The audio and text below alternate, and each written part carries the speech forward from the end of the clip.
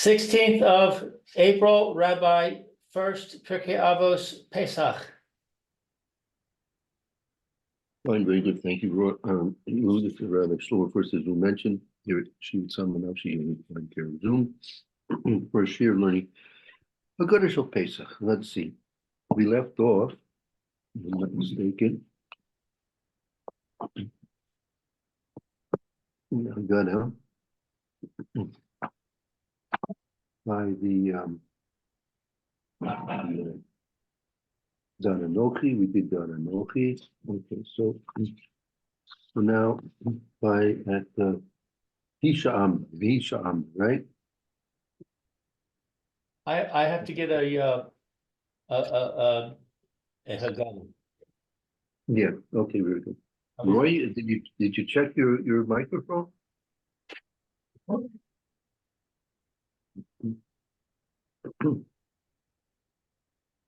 Okay. I don't know either. I don't know what could be stopping your voice.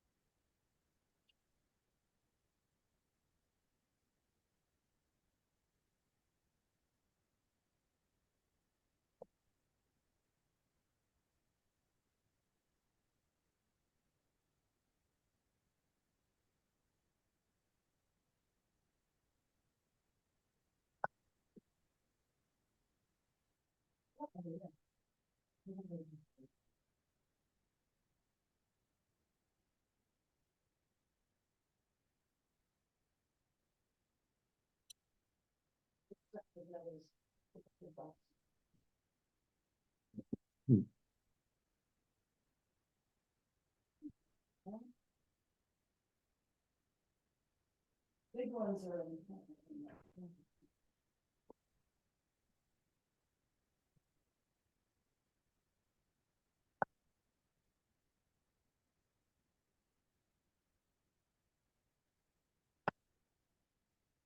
Okay.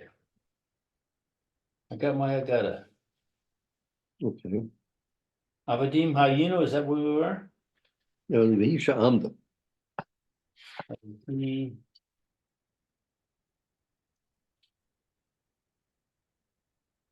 You have it there, Roy? You see, and you have your gun open to the right place?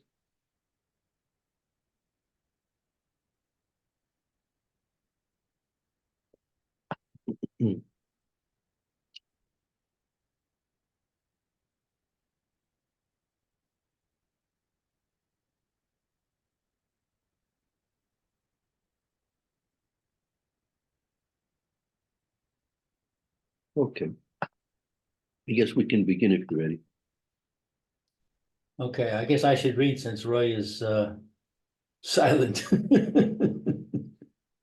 Or we could try our lip reading skills. Mhm. Vayish amda lavosenu velanu. It is this that stood for our forefathers and for us. He HaKadosh Baruch Hu, HaKadosh Baruch Hu has stood by us. Vayihi is Hashem. Yeah. Shelo echad bilvad amad aleinu lichalosenu. That not one alone stood over us, lichalosenu, to annihilate us. Ella, but shebechol dor v'dor, in each and every generation, omdim aleinu lichalosenu. They stand over us to annihilate us. V'hakadosh baruch hu matzilenu mi yadam. and Hashem rescues us from their hand. Mhm. I'm just trying to trying to figure out why should this be that each and every generation seems to be a principle of history, no? According to the way it's being said here. Because if we don't, we'd have to have pressure in order to do the mitzvahs.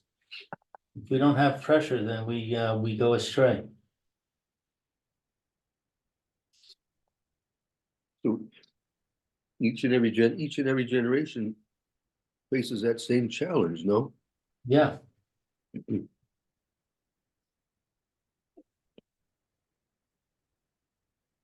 be nice if we could do it for the right reasons, but unfortunately, if we can't, or when we can't, we have to do it for the wrong reasons.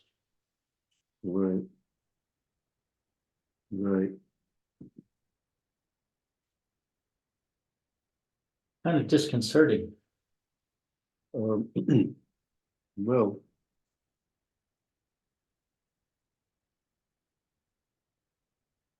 on the other hand, it shows us a Kadosh Baruch who's unwavering determination to not give up on us. That in spite of whatever it might be, he's always there to help back to where what we're supposed to be doing. But I wonder, I mean, we're supposed to be the Goy Kadosh, close to Hashem, the firstborn and all that stuff. And we can't do it, so mankind is doomed. Well, I mean that could be part of it. I mean, you always search for try use people starting church search for the reasons for anti-Semitism. Why should they be so obsessed with us? Like someone sent me a little video yesterday, and the person in the video was talking about the obsession that the non-Jews have with the Jews, whether it's for good or whether it's for bad, but they're obsessed with us, right? Right, because we're supposed to be a light unto the nations. Mhm. So they're acting properly, they're looking to us for guidance. And when we don't provide it, they get angry.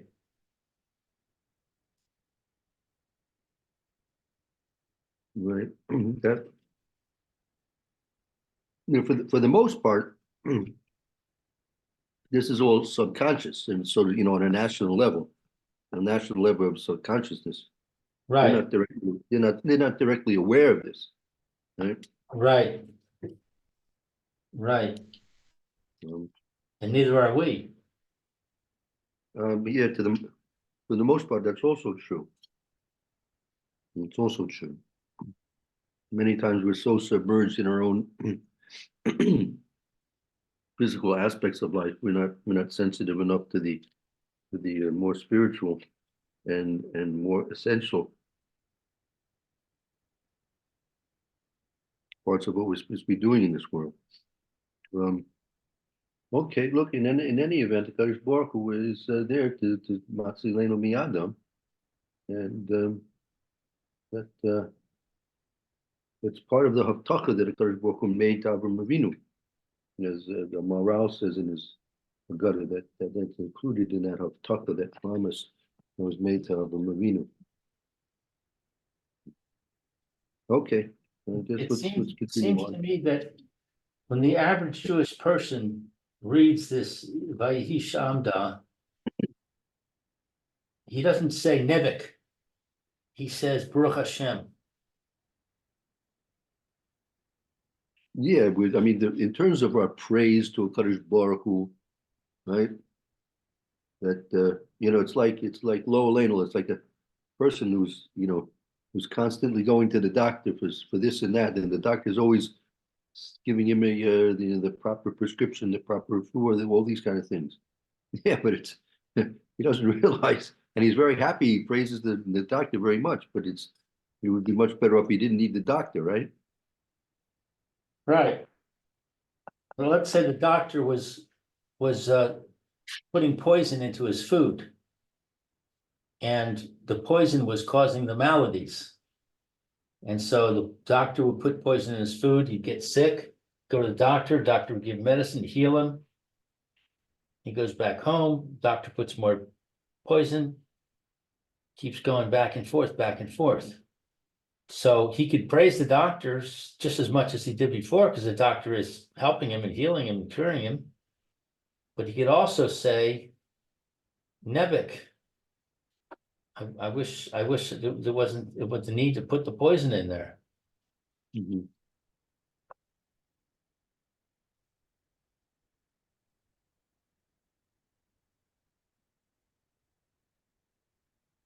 So that's therefore our job to realize how we can avoid this, right? Right. We just do what we're supposed to do. Decide that we're going to be loyal to a Kadosh Baruch Hu and his Torah and mitzvahs, so we can avoid all this.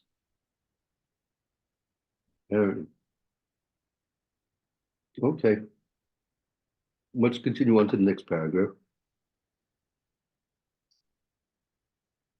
Let's see. I skipped the page.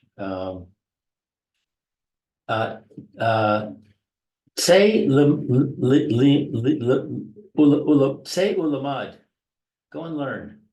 Ma bikesh levan ha'arami la'asos li'Yaakov Avinu.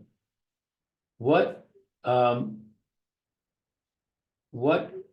was it that Lavan, the wicked, or the trickster, wanted to do to Yaakov our father? She paro lo gazar ella al ha-zicharim u'v'Lavan bikesh la kor es hakol. That Paro only decreed against the males, but Lavan wanted to destroy everybody.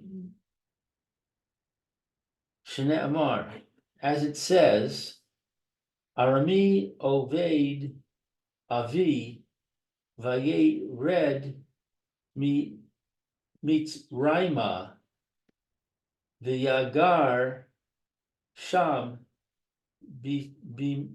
Bimisei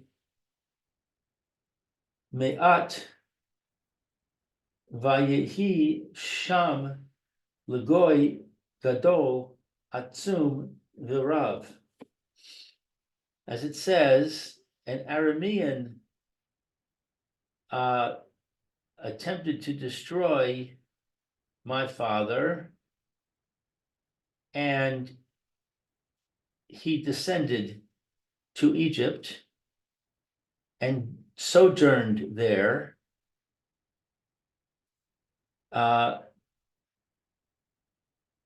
with few people, and there he became a great nation, great, mighty, and numerous.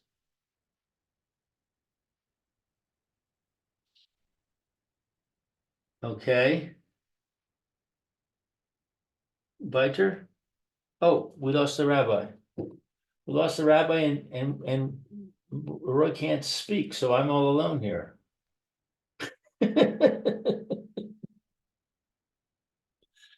Oy vey, smear, poor me.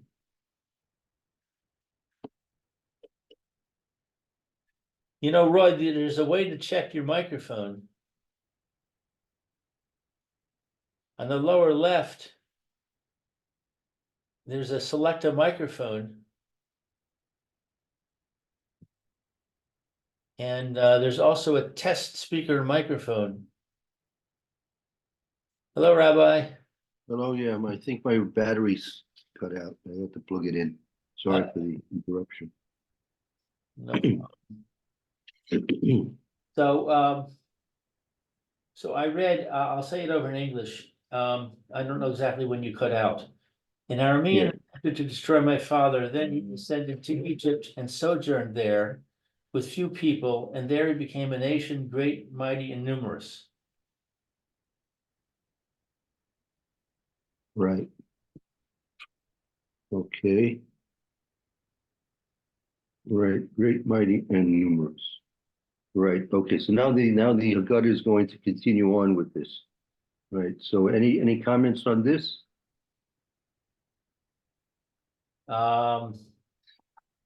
It seems kind of like a non sequitur. Why is it saying an Aramean attempted to destroy my father? The point of the paragraph is to say we went down to Egypt. Why is it connected to Lavan? Well, that's because that's the first attempt to destroy us was through Laban. Laban was the first one who attempted to destroy us as a group. I mean, Nimrod tried to destroy Avram Avinu, right? But that was a yachid, a singular individual, Avram Avinu. But so was Yaakov.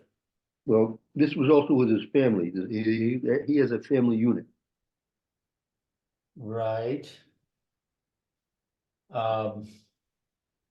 It became a family.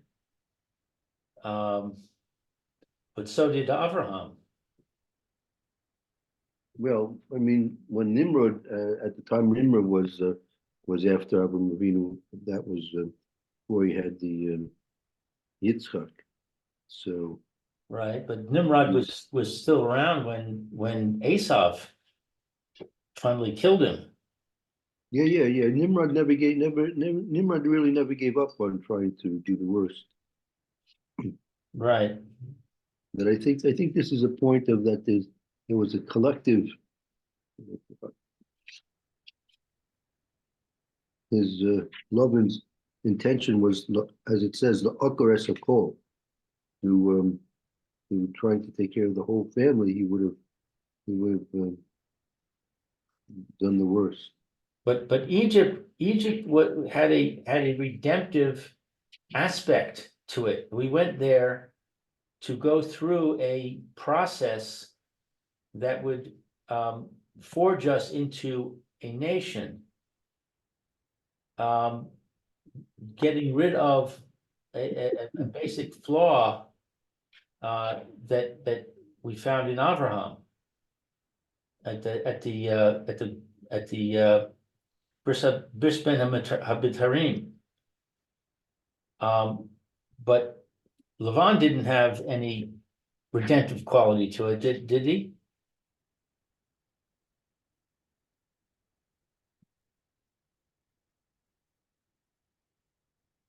Well, there are two aspects. One is the aspect of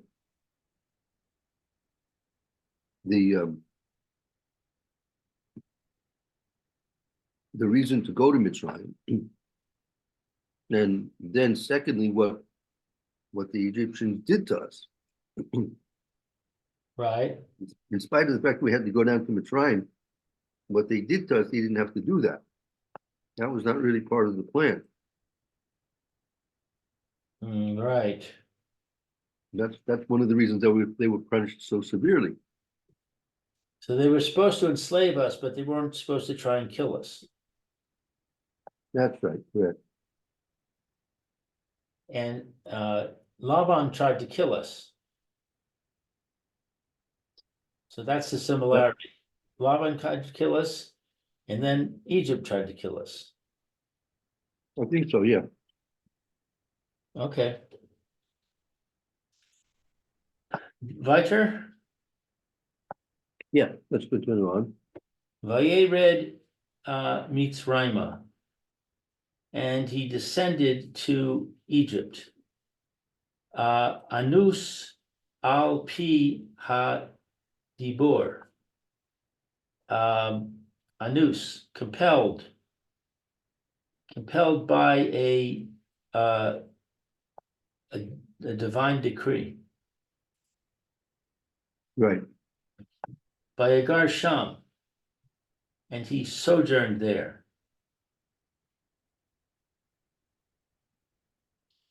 Milamed Shalo Yarad Yaakov Avinu Lehishtakea Mitzrayim Ella Lagur Sham, to teach that Yaakov did not descend to Egypt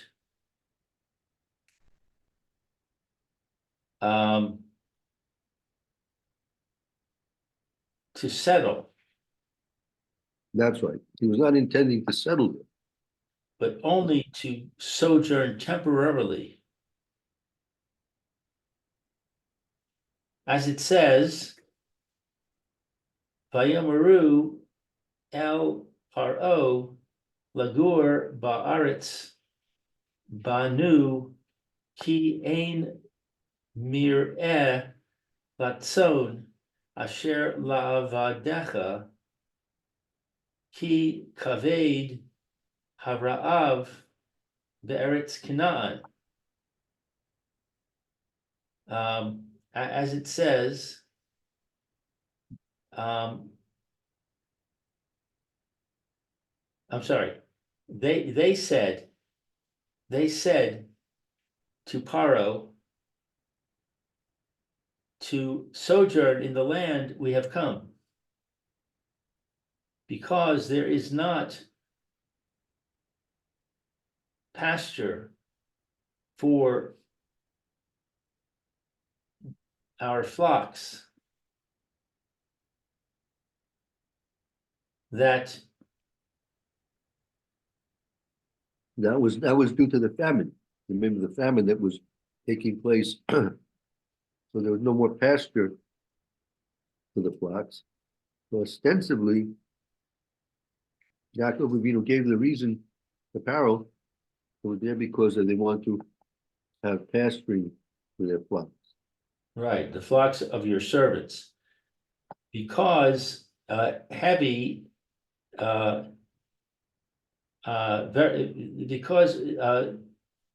it's very severe in the land of Canaan.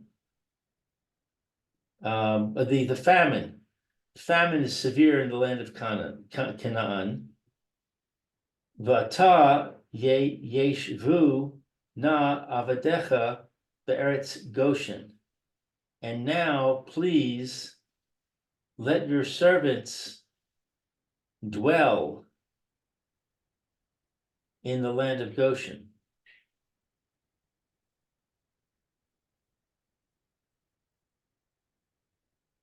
Right. B'masei me'at, with few people. Kama shene'amar b'shiv im nefesh yardu avosecha mimitzrayim. How kama shene'amar, how does it say? What's comma doing here? Shouldn't be, it should be vayhi shene'amar, shouldn't it? Right. I think that in relationship to, I think, trying to determine how much time they were supposed to be there. Okay, So it says, with 70 people, our forefathers descended to Egypt. Vata samcha Hashem Elokecha ki chochvei Hashemayim larov. And now, Hashem, your God, samcha is what placed you Yeah, like the stars of the heavens for abundance. Vayisham Lagoy, and he was there a nation. Melamed Shehayu Yisrael Mitsuyanim Sham. To teach that it was that Israel Mitsuyanim Sham, they were distinct there. yeah. Gadol Atzum, great and mighty.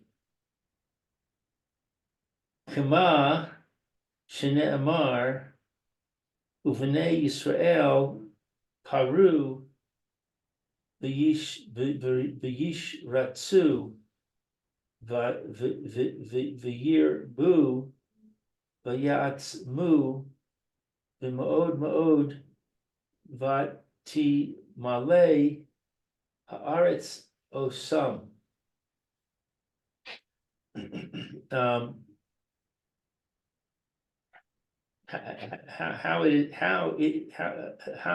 How therefore it is said that the children of Israel multiplied and Vayish Ratsu is they were like mice, I guess. You start soon, they swarmed, like they were swarming. They swarmed. Vayirbu, very much. Vayatzmu, themselves. The Ma'od Ma'od, very, very much. The T Malay, and they filled Haaretz, the land, Osam. And the land was filled with them. The Rav, numerous. Kima Shne'amar Revava Kitzemach Hasadeh Nisatich Vatir B Vatig Deli Vitavo Badi. You hear me now? Ah, Hey, Roy, welcome to the world. right. I changed the plug around. Oh, great. All right. Go on. I've been listening, but go on. Sorry. Oh, good. Adayim, Sadaim, Nachonu, Us Rech, Timeach, Va'at, a Rome, Ve'er is it said, I made you numerous like plants of the field, and you grew and developed and became charming, beautiful of figure. Your hair grown long, but you were naked and bare. And I passed upon you and I saw you downtrodden in your blood. And I said to you, in your blood, you shall live. And I said to you, in your blood, you shall live. At the beginning of this paragraph said that the Lamed Shah Yisrael Mitzionim Sham, right?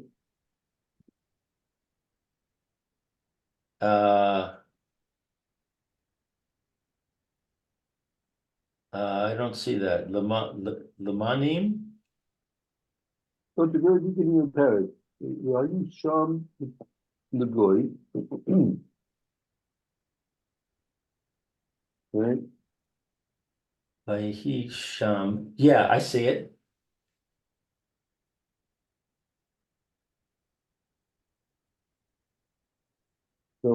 So how do they explain that again? I mentioned this, I think, last year, right? It's the audience, they were distinct, they were distinct, correct? Right.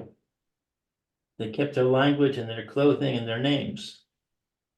So yeah, so if you remember, I mentioned last year that even more so, I mean, you have to remember that the Egyptians were from Ham. And Avram Avinu was from Shem, right? And so we when we went down to Mitzrayim, we were white men. We were white men, as we are now, even to this day. We're white men. And the Ham is black men. Right? So it was obvious. I wouldn't say that the Jewish people are white men. Some Yeah, of basically. us are white men, but I think a lot of us are dark. Not The really. Yemenites are very dark. Who's dark? The Yemenites, Yeah, but that's the Ethiopians are very dark. who is?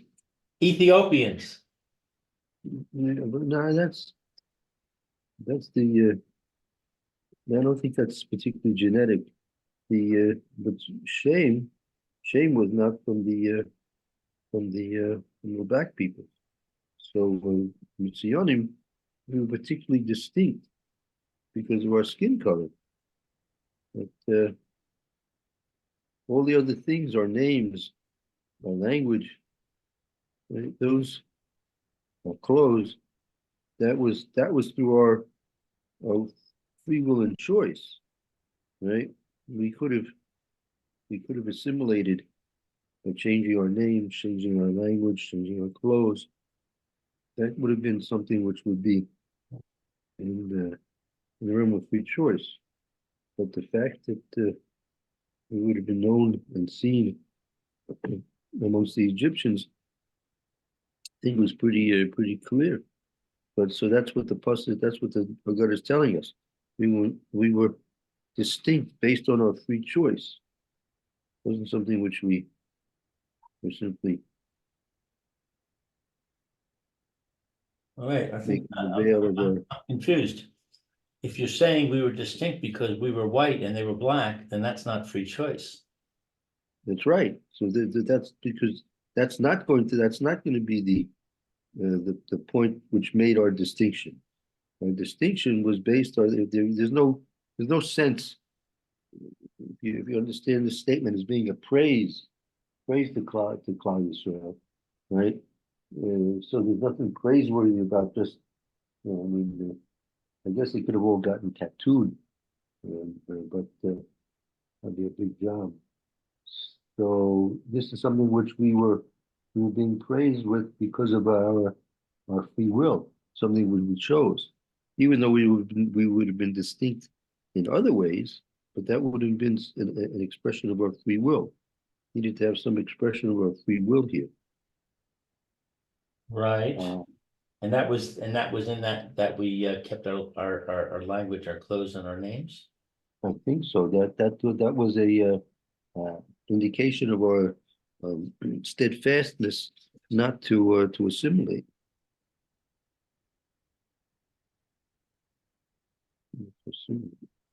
But I wonder if you could argue that since there was that strong difference in racial color, that we couldn't possibly integrate. We had to be distinct. We were forced to be distinct because it was so obvious. It was obvious that a Jew was different. Right. Yeah, that could very well be. That maybe that's why the expression is mitzianim. It wasn't mitzianim like distinct, but it's not simply like they were. It wasn't simply that we were separate, but there was a certain distinction. Meaning, when you want to say somebody's different than somebody else, you don't say that they're necessarily distinct from somebody else. You say they're different. Right? We didn't say we were different. We were mavdil, we were separate from the rest of them. But it says something that indicates that we were doing something more in terms of a positive, purposeful distinction, which really, I mean, We couldn't be confused with anybody else. yeah. Okay, good. Let's go. Oh, let's see. It's 1:15. Let's see. Maybe we should stop here. Where do we get? We got to B'damai, right? We got to Vayareu. Right. Yeah, but Demai Chayiv, that was the last thing we said, yes. Okay. All right, good. Maybe we'll take a break here and start the Mr. Bruce here in a few moments. Okay, thank you, Rabbi. Thank you. Very good. Roy, I'm glad you got your volume back in shape there. Baruch Yeah, Hashem. thank you. I kept getting notices that